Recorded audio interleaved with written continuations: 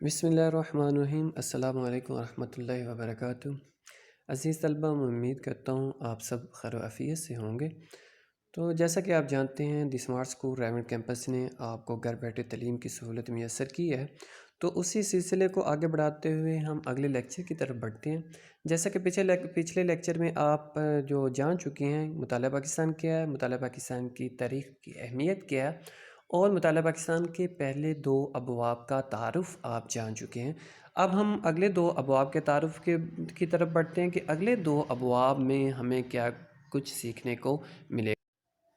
تو عزیز طلبہ، تیسرا جو باب ہے وہ ہے زمین اور ماحول، کہ پاکستانی زمین کیسی ہے، پاکستان کی زمین کیسی ہے، اور پاکستان میں جو ماحول ہے وہ کس طرح کا ہے۔ یہ تمام جو زمین اور ماحول سے متعلقہ جو باتیں ہیں وہ ہمیں تیسرے چیپٹر میں سیکھنے کو ملیں گی۔ تو جو تیسرا چیپٹر ہے، تیسرا باب ہے، وہ ہے زمین اور ماحول۔ تیسرے چیپٹر کی طرف ہم بڑھتے ہیں۔ سب سے پہلے تیسرے چیپٹر کے تیسرے باب کے مطالعے سے جو چیز ہمیں سیکھنے کو ملے گی وہ ہے عرض بلد اور طول بلد کے لحاظ سے پاکستان کے نقشے کی نشاندہی، اور پاکستان کے ہمسایہ ممالک کے کون سا ملک پاکستان کی کس جانب واقع ہے۔ تیسرے باب کے مطالعے کے بعد جو دوسری چیز ہمیں دوسرا نقطہ ہمیں جو سیکھنے کو ملے گا وہ ہے پاکستان کے اہم زمینی خد و خال، کہ پاکستان میں میدان کس علاقے میں واقع ہیں، پہاڑ کہاں پر واقع ہیں، صحرا کن علاقوں پر مشتمل ہیں، اور جو ساحلی خطہ ہے وہ کہاں پر واقع ہے۔ اور اس کے بعد اگلا نقطہ جو اس باب کے مطالعے سے ہمیں سیکھنے کو ملے گا وہ ہے آب و ہوا کے لحاظ سے پاکستان کے اہم خطے، کہ پاکستان کو آب و ہوا کے لحاظ سے کتنے خطوں میں تقسیم کیا جاتا ہے۔ اگلی بات جو نمبر 4 ہمیں سیکھنے کو ملے گی وہ ہے پاکستان کے بڑے گلیشیئرز اور دریاؤں کے محل وقوع کی نشاندہی اور ان کی اہمیت، کہ پاکستان میں کون کون سے بڑے گلیشیئرز واقع ہیں، کہاں پر واقع ہیں، اور ان سے کون کون سے دریا جو رواں ہیں اور وہ پاکستان کے لیے کس قدر اہمیت کی حامل ہیں۔ باب نمبر 3 کے مطالعے سے جو پانچویں چیز ہمیں سیکھنے کو ملے گی وہ ہے جنگلات کی اہم اقسام، اہمیت اور تحفظ، کہ پاکستان میں کتنی قسم کے جنگلات پائے جاتے ہیں اور ان کی اہمیت کیا ہے اور ان کا تحفظ کس طرح ممکن ہے۔ اور اگلا نقطہ جو اس باب کے مطالعے سے ہمیں سیکھنے کے لیے ملے گا وہ ہے پاکستان کے اہم قدرتی خطوں کی خصوصیات اور ان میں انسانی زندگی، کہ پاکستان میں کون کون سے قدرتی خطے ہیں اور ان میں انسانی زندگی جو موجود ہے وہ کس طرح سے بسر ہو رہی ہے۔ ساتواں نقطہ اس باب کے مطالعے سے ہمیں سیکھنے کو ملے گا وہ ہے پاکستان کے اہم ماحولیاتی خطرات کی نوعیت، اہمیت، مسائل اور ان کا حل، کہ پاکستان کو کون کون سے ماحولیاتی خطرات درپیش ہیں، ان کی نوعیت کیا ہے، اور ان کی اہمیت کیا ہے، اور اس کے علاوہ ان کے جو حل کرنے میں کون سے مسائل درپیش ہیں اور ان کا حل کیسے ممکن ہے۔ اور اس کے بعد تیسرے باب کے مطالعے سے جو آخری چیز ہمیں سیکھنے کو ملے گی وہ ہے پانی، زمین، نباتات اور جنگلی حیات کو بچانے میں درپیش مشکلات، کہ یہ تمام جو چیزیں ان کو بچانے میں جو ہمیں مشکلات درپیش ہیں ان کا حل کس طرح ممکن ہے۔ تو یہ تمام جو پوائنٹس ہیں، یہ تمام جو نکات ہیں 8، یہ باب نمبر 3 کے مطالعے کے بعد ہمیں سیکھنے کو ملیں گے۔ جی، تو آخری باب ہماری کتاب میں جو شامل ہے وہ ہے خواتین کو بااختیار بنانا، کہ پاکستان میں خواتین کو کس طرح بااختیار بنایا جا سکتا ہے۔ تو اس باب کے مطالعے سے جو چیزیں ہمیں سیکھنے کو ملیں گی وہ درج ذیل ہیں۔ سب سے پہلی بات جو ہمیں اس چیپٹر کے اس باب کو پڑھنے کے بعد سیکھنے کو ملے گی وہ ہے قرآن و سنت کی روشنی میں اسلام میں خواتین کے حقوق کی تاریخ،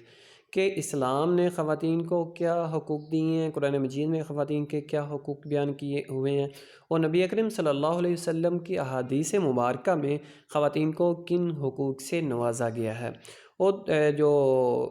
دوسری بات ہمیں سیکھنے کو ملے گی اس باب میں وہ ہے تحریک پاکستان میں خواتین کا کردار، کہ پاکستان کی تحریک کو زندہ و جاوید رکھنے کے لیے، پاکستان کی تحریک کو آگے بڑھانے کے لیے خواتین نے کیا کارنامے سر انجام دیے۔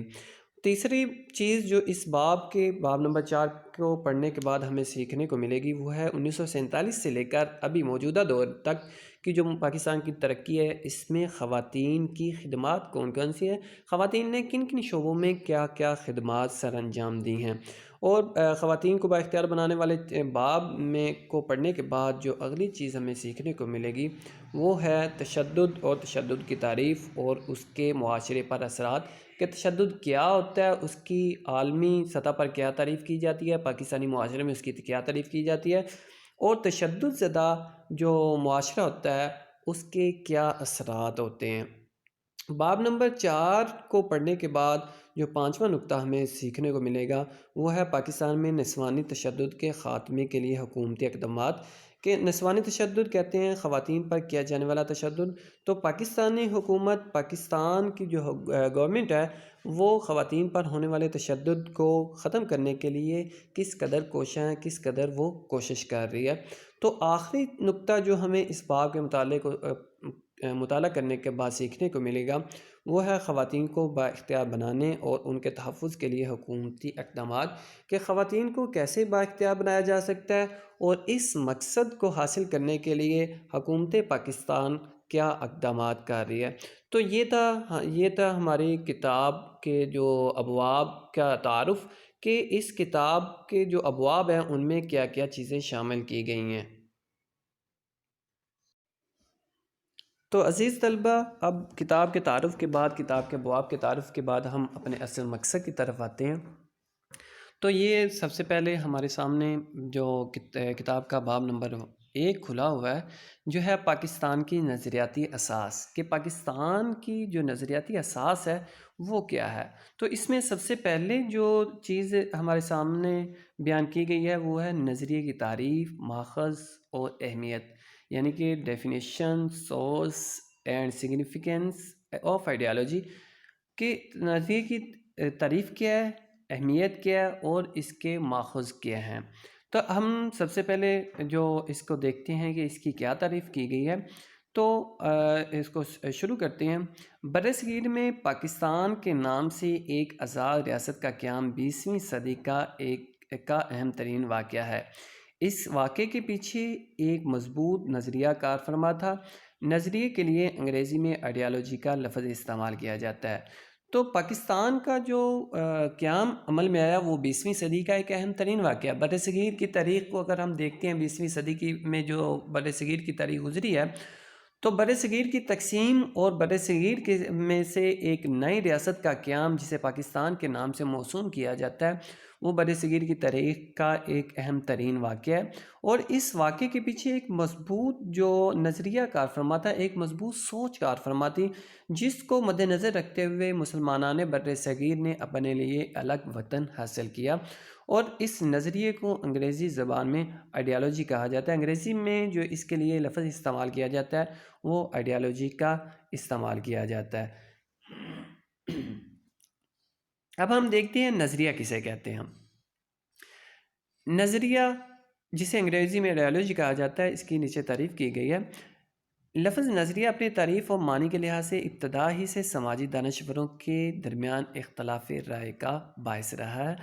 کہ جو لفظ نظریہ ہے وہ معنی کے اعتبار سے اور تعریف کے اعتبار سے جو معاشرے کو سمجھنے والے لوگ ہیں، جو عقل مند دانا ہیں، جو معاشرے کو سمجھنے والے ہیں، ان کے درمیان ہمیشہ یہ اختلاف کا باعث رہا ہے۔ کوئی دانشور، کوئی دانا کس طرح نظریے کی تعریف کرتا تھا، کوئی اپنے طور پر نظریے کی تعریف کرتا تھا، جس کی وجہ سے یہ ہمیشہ سے جو اختلاف کا باعث رہا ہے۔ مختلف ادوار کے مکاتب فکر اور محققین نے اسے اپنے اپنے انداز میں بیان کیا۔ چونکہ ہر دور میں نظریات اور سوچ مختلف ہوتی ہے، اس وجہ سے مختلف ادوار کے جو محققین تھے، تحقیق کرنے والے تھے، اور جو مختلف جو اسکول آف تھاٹس کے حامل لوگ تھے، انہوں نے اس کی تعریف اپنے اپنے انداز میں کی ہے۔ معنی کے لحاظ سے نظریے سے مراد سوچ یا مقصد ہے، جبکہ اصطلاحی معنوں میں نظریے کی تعریف اس طرح بھی کی جا سکتی ہے۔ اگر ہم اس کو معنی کے اعتبار سے اس کی تعریف کو دیکھتے ہیں تو معنی کے اعتبار سے تو اس کی تعریف جو ہے وہ سوچ یا مقصد ہے، یعنی اس کا جو مطلب ہے، لغوی معنی ہے، وہ سوچ اور مقصد ہے، لیکن اصطلاحی معنوں میں اس کی بہت ساری تعریفیں کی گئی ہیں۔ ان میں ہم باری باری ہر تعریف کو دیکھتے ہیں۔ جو سب سے پہلے تعریف کی گئی ہے وہ ہے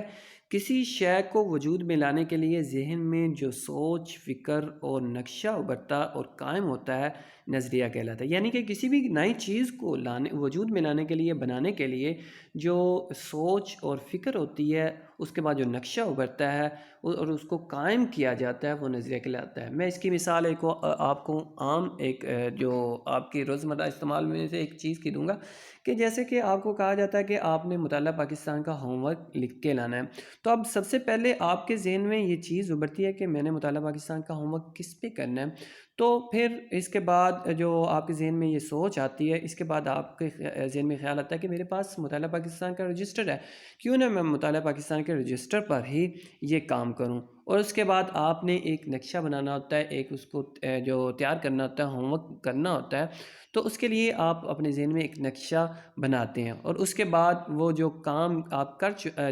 جو کر لیتے ہیں، تو گویا کہ وہ آپ نے کام جو قائم اس کو کر لیا، تو یہ بھی ایک نظریہ ہے۔ اور دوسری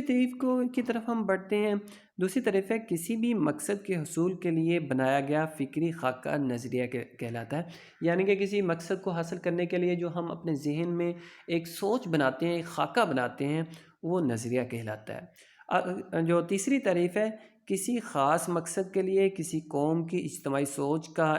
ایک بات پر متفق ہو جانا بھی نظریہ کہلاتا ہے۔ یعنی کہ کسی خاص مقصد کو حاصل کرنے کے لیے جو تمام قوم کی بحیثیت قوم جو ایک سوچ بن جاتی ہے، اس کو بھی نظریہ کہا جاتا ہے۔ مثال کے طور پر آج کل وبا پھیلی ہوئی ہے،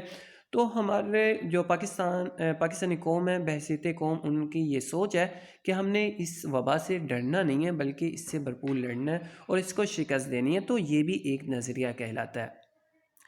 چوتھی جو تعریف کی جاتی ہے وہ ہے ایسی بات جو لوگوں کو متحد کر کے اس کے حصول کی کوشش پر آمادہ کر دے، نظریہ کہلاتی ہے۔ یعنی کہ کوئی ایسی بات جو لوگوں کو متحد کرتی ہے، اکٹھا کرتی ہے، اور اس کے بعد لوگوں کو اس کے حصول کے لیے جو آمادہ کرتی ہے، تیار کرتی ہے، اس کو بھی نظریہ کہتے ہیں۔ اور آخری جو اصطلاحی تعریف کی جاتی ہے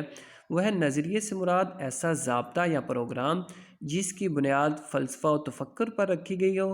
اور انسانی زندگی کے مختلف پہلوؤں مثلاً سیاسی، معاشرتی، تہذیبی